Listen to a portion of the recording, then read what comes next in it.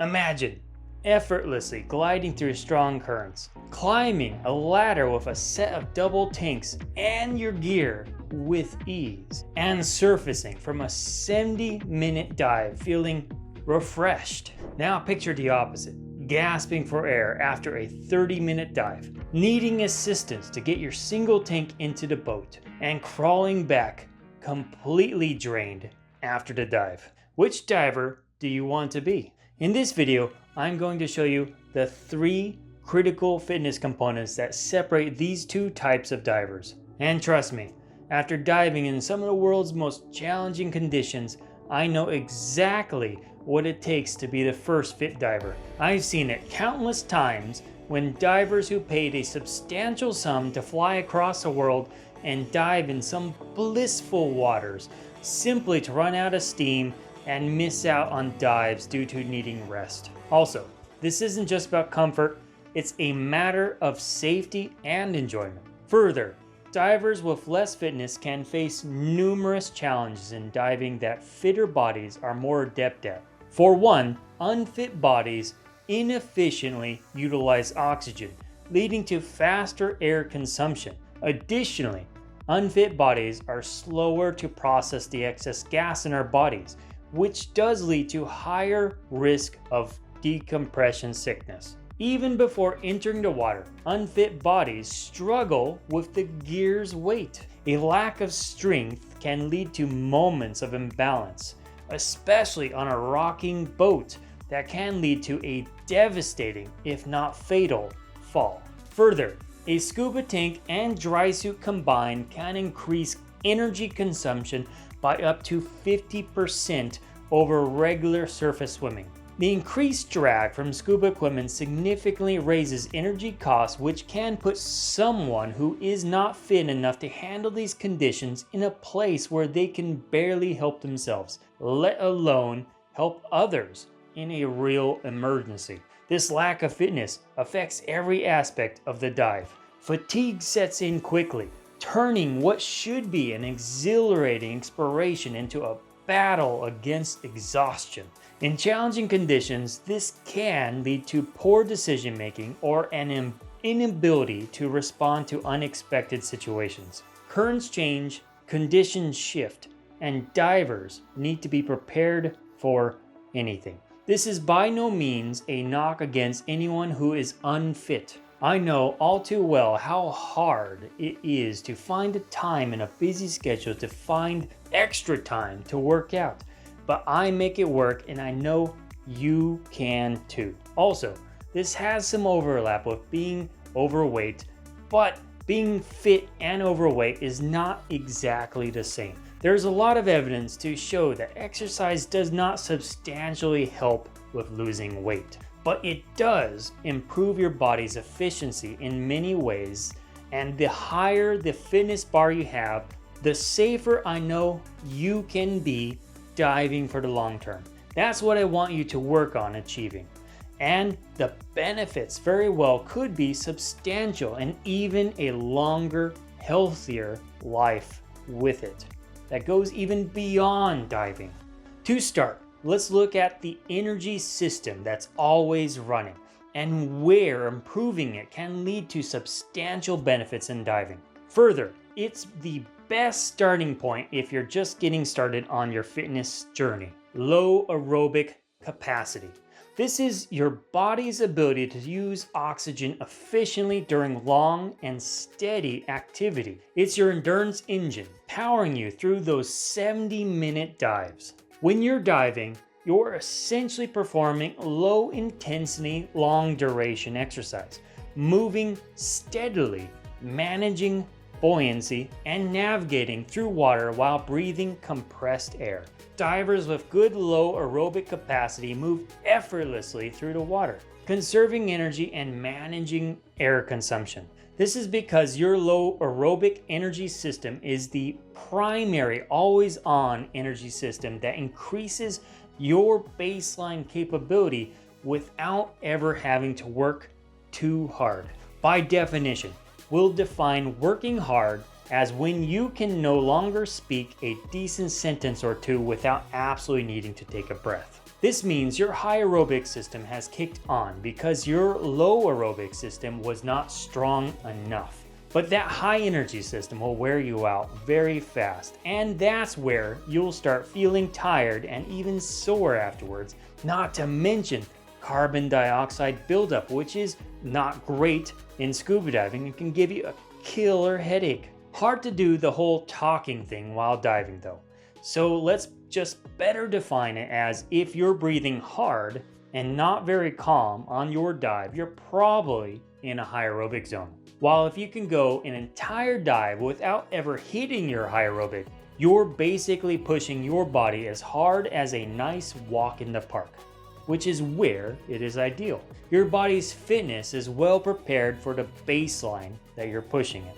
So how can you improve your low aerobic capacity? Start with exercises accessible to divers of all ages and fitness levels. Walking with a weighted backpack, and this is often called rucking, which simulates dive gear weight while keeping intensity low. Hiking slowly uphill is another great option. You might even be able to work out in your low aerobic system with a fast walk or a slow jog as you improve. These methods build your aerobic base without overexertion. The key is to work out as hard as you can for as long as you can without ever breathing hard, which is going to feel a little bit shocking for a lot of you who traditionally think working hard means breathing hard and sweating. Remember the talk test. You should be able to talk, but it should not be so easy that you're going to be able to sing a song. You will be breathing, but you should be able to talk a few sentences with someone else without needing to take a breath. And again, while diving, you shouldn't be breathing hard. The benefits extend beyond physical endurance. Low aerobic training prepares you mentally for diving, developing stamina to stay calm and being able to focus during challenging conditions. You'll be better equipped to handle stressors like cold water and pressure changes, ultimately enhancing your overall diving capacity. I also want to note, if you bike or run or walk or hike and you use a modern fitness watch, this kind of exercise can be associated with zone 1 or ideally zone 2 training. Meaning of your fitness aerobic zones, you ideally want to do as much time in zone 2 as possible. And your zone 2 training should be a bulk of your exercise, meaning a vast majority of your exercise should be in zone 1 or zone 2. The main thing is to get out there and start moving. If you work on a desk, try getting a walking desk. Try to be moving always. The more you move, even if you're in zone 1, it's going to be helpful for that low aerobic system. And what's great is low aerobic is great for people of all ages, meaning it has low impact and it has high benefit for the time you put into it. Next up, we are going to talk about the complement system to your low energy system. Because when one sees a lion, or perhaps a shark in this case, starting to chase them, it's simply not enough to efficiently walk or fin away from it. Remember our talk test? Well, the high aerobic system is what kicks in to make up for your low energy system once it is in its peak. And you still need more energy for, let's say, fighting current on a dive or getting to your buddy in time. It's when you need to kick into gear. What's important about this system is you won't use it often in diving.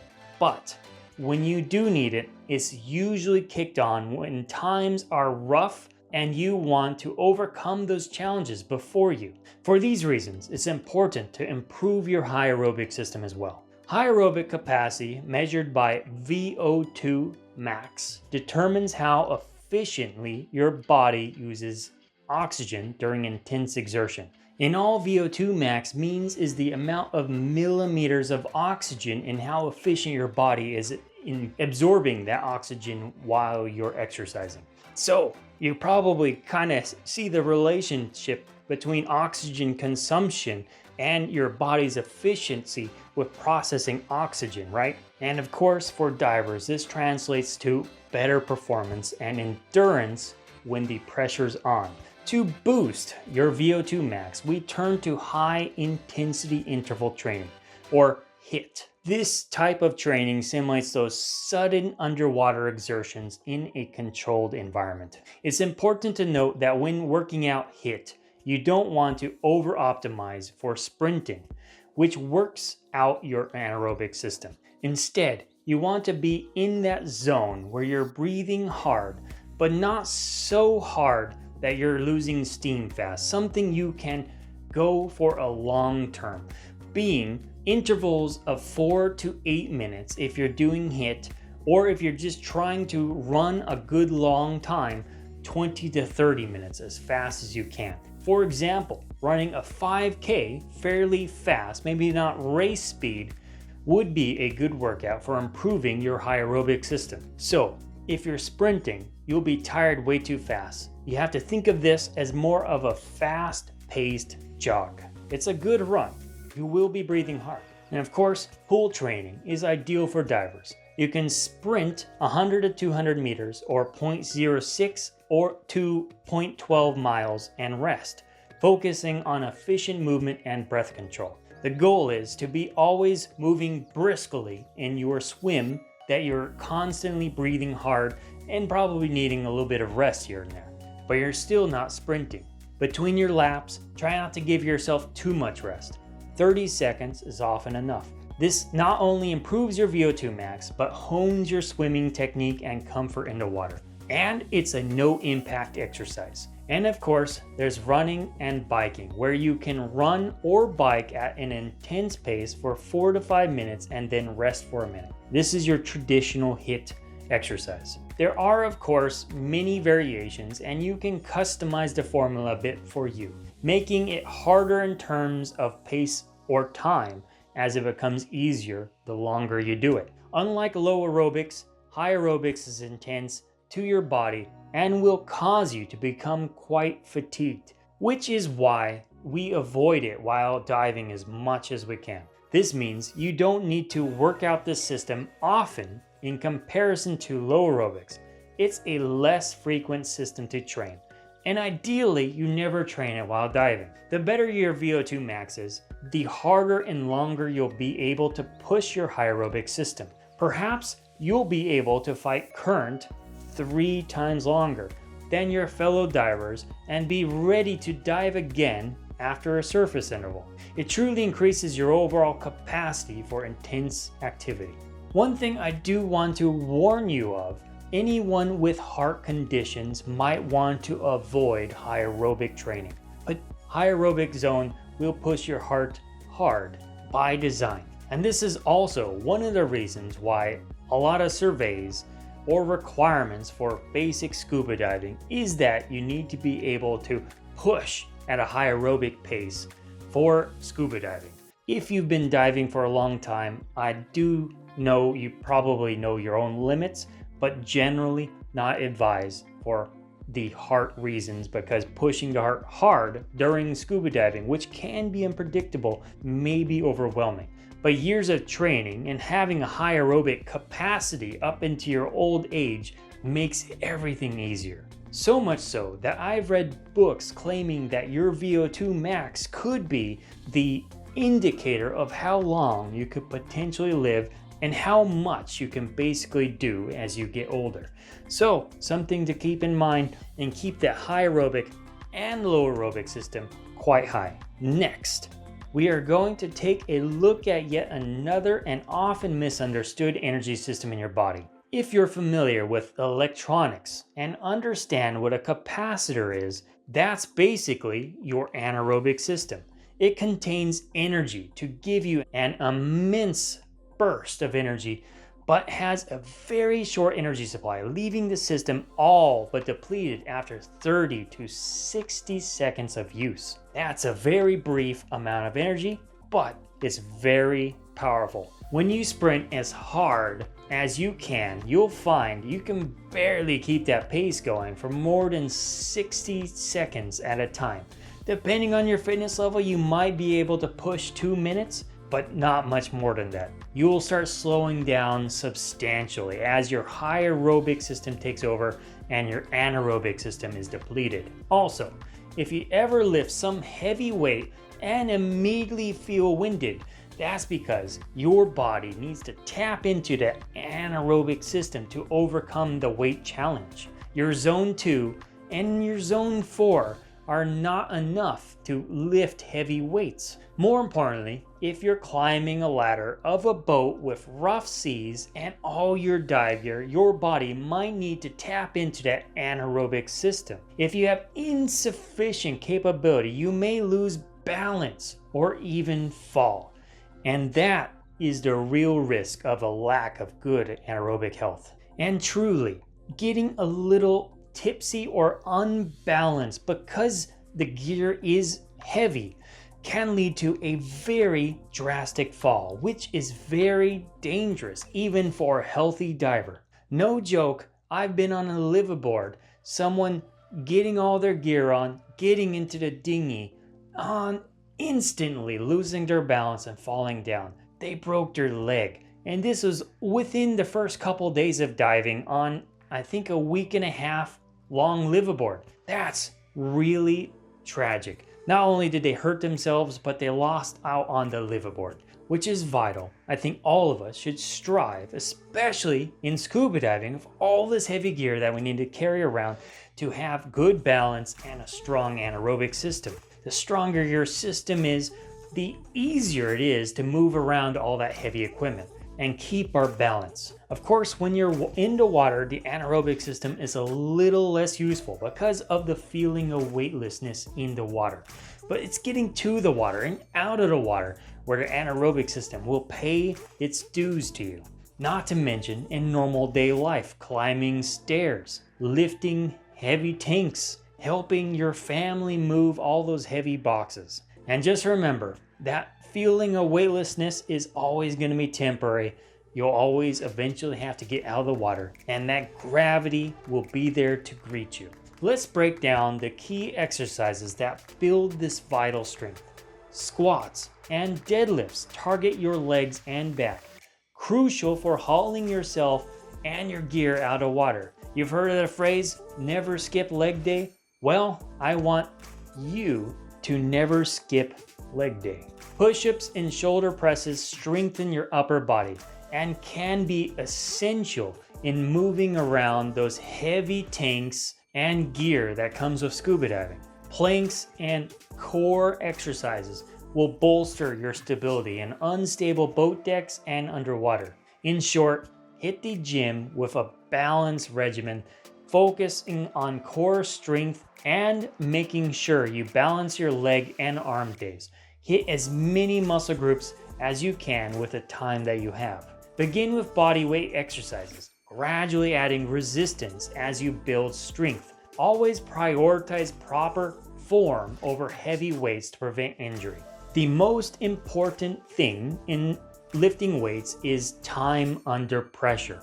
So you don't always need a bunch of weight, especially if it's something you're first getting into. It's better to take your time, get the form right. Ask people who do lift weights or have a personal trainer to teach you the right form, and then eventually resistance will come. And let me tell you, I've heard some crazy things.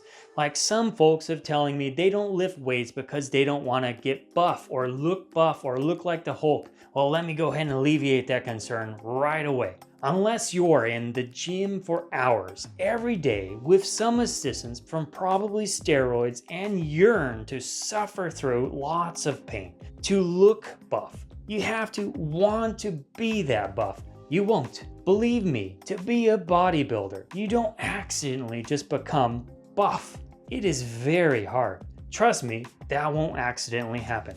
But what you will be is much more fit and much more capable of diving. It's important to note that all these energy systems have benefits to you, so you eventually want to try and exercise all of them separately, which can feel like a very tall order for someone who has a busy schedule. With the workouts, I recommend try to balance it out in such a way that you exercise your high aerobics once, maybe twice a week. Your anaerobic should be trained 2 to 3 times a week and try to hit different muscle groups. And you can do low aerobics on the same days as anaerobic workouts, but ideally you want to work out your low aerobic system 4 to 5 days a week. An easy way to do this is simply start rucking to work daily, or rucking instead of driving your car, ruck as much as possible.